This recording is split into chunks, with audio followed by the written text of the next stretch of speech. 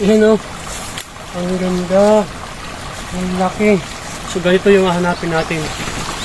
Yan o. Ang laki yan. Dito tayo sa gilid ng ilog.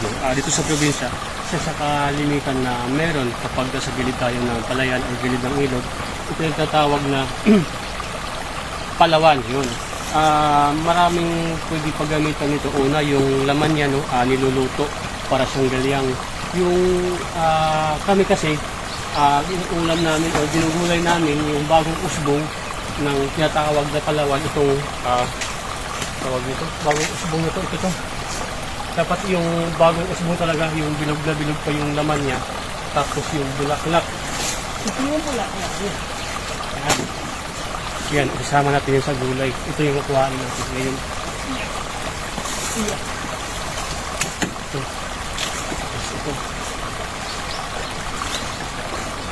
Pakita ko sa inyo, no, kung paano ito ginugulay.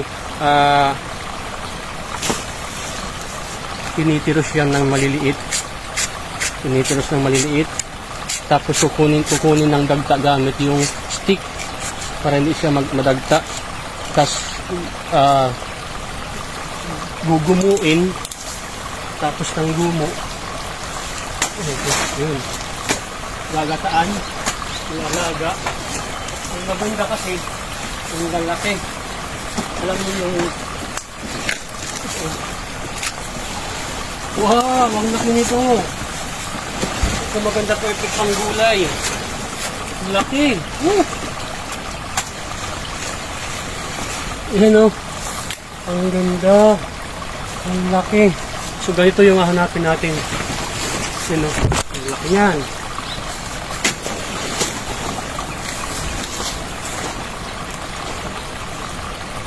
Ingat lang kasi may part na meron nga galing dito ng gulay pa lang sila. May mga pinagkuhaan pa lang. So meron tayong dalawa. Yan. Ang laki. Yung bagong usbong ng palawan. Iwan natin ha. Tayo tayo dito. Sinasama din yung bulaklak ha. Kasi mayroon ibang tao hindi pa nakakaalam na yung bulaklak din pala nito ay nagugulay. Alam ko sa karamihan sa inyo na nakapagulay rin ng ganito, yung tatawag na palawan. Ang ganda dito, ang lilim, tahimik, yung pataas ng palawan.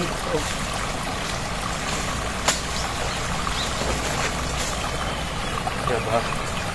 Ganyan. Masap gulay yan. Wow. As, grabe, lampas tao kung dahon. Ayun, may mga bulaklak. Saan tayo laki na pula?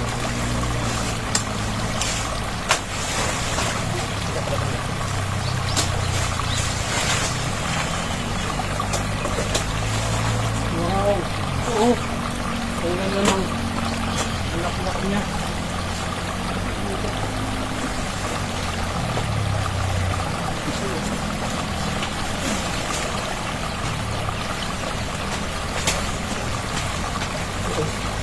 Ang ganda ng bulaklak niya.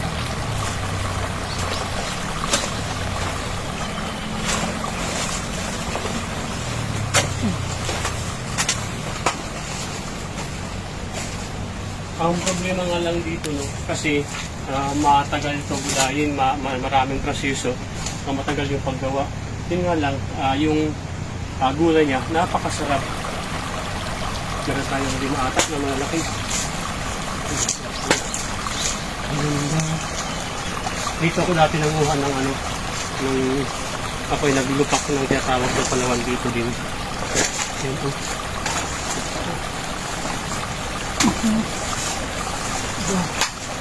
Wow. So ito yung kailangan natin ng mga bagong usbong.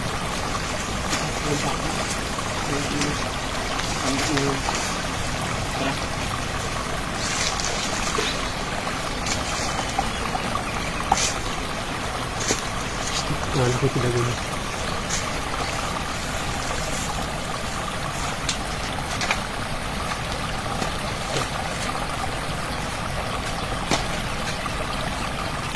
Yung iba kasi, ang ginagawa nila, hindi, si mama kasi pag nagugulay, hindi na sinasama yung dahon. Bali, ito ay pinuputol na lang. Ayan. Puputulin natin yan. Tapos yung bulaklak, no? Ito, sinasama din yan. Itong laman na sa loob yan. Kung nakatikim ka na ng gulay na ganito, no? Comment down below. Kasi kami talaga, palagi kami nagugulay ng ganito.